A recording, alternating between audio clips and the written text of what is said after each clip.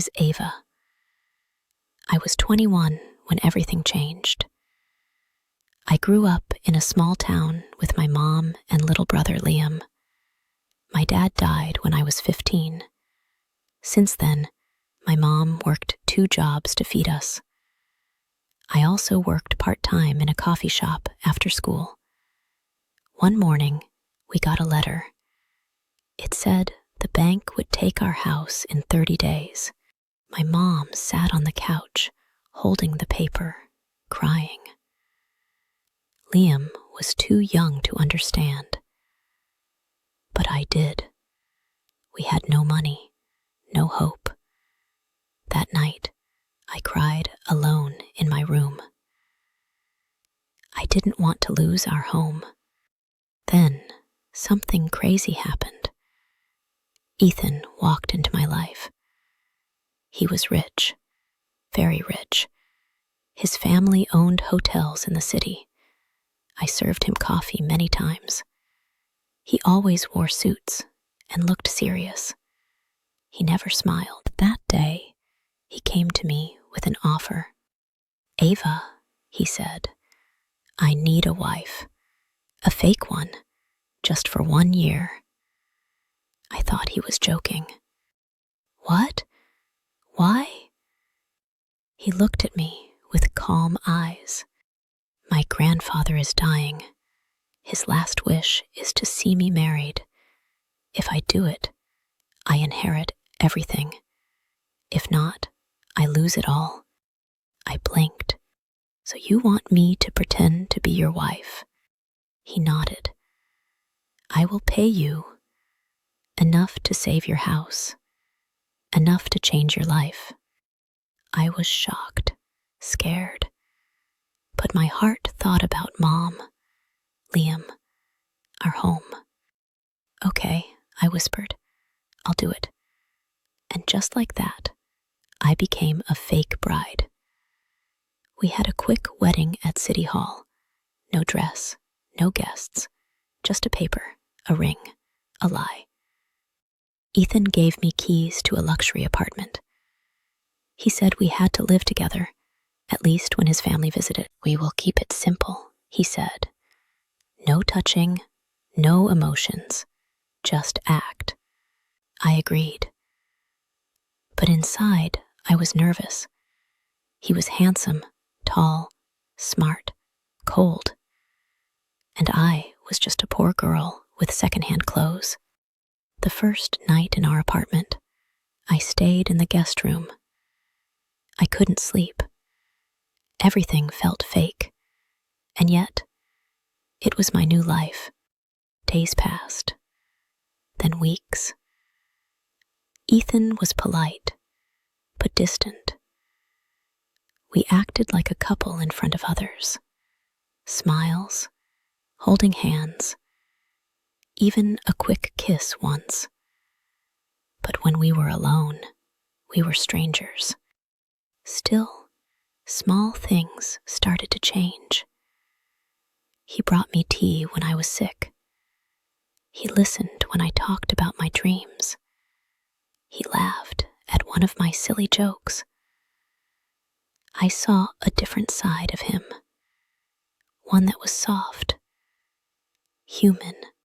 One evening, we had to attend his grandfather's birthday.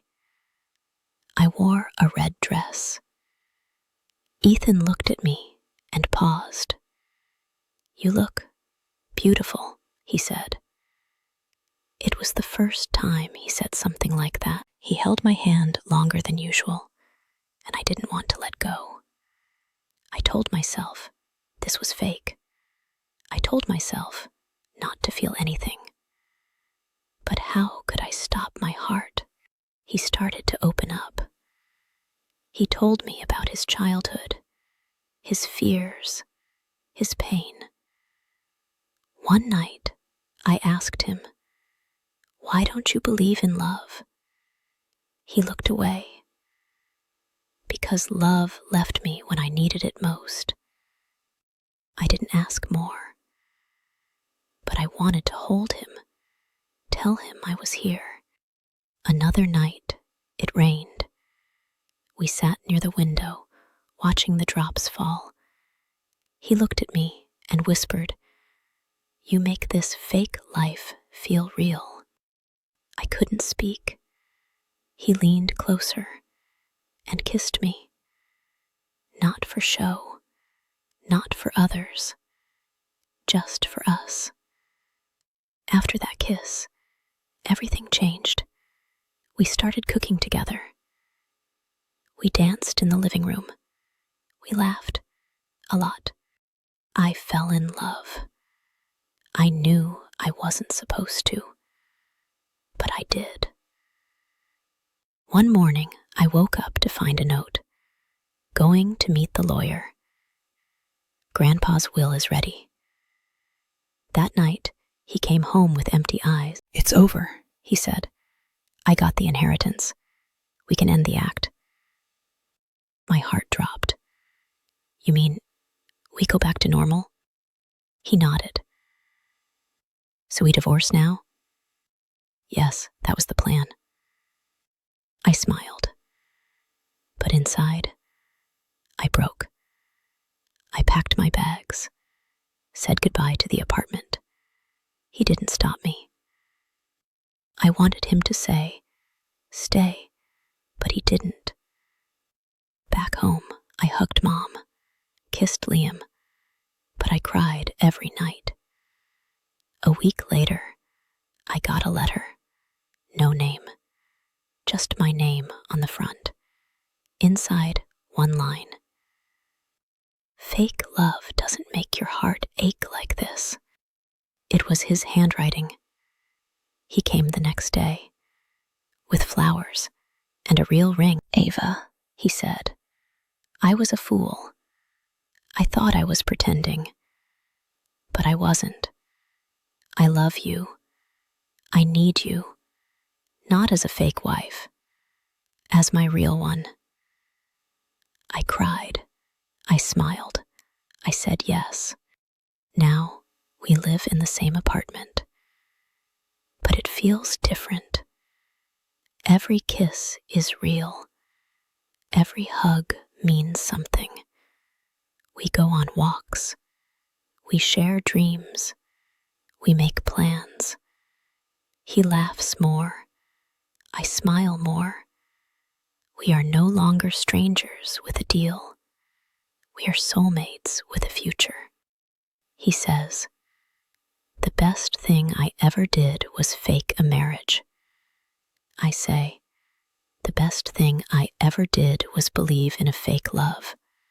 Because sometimes fake becomes real. And when it does, it's the most beautiful truth of all.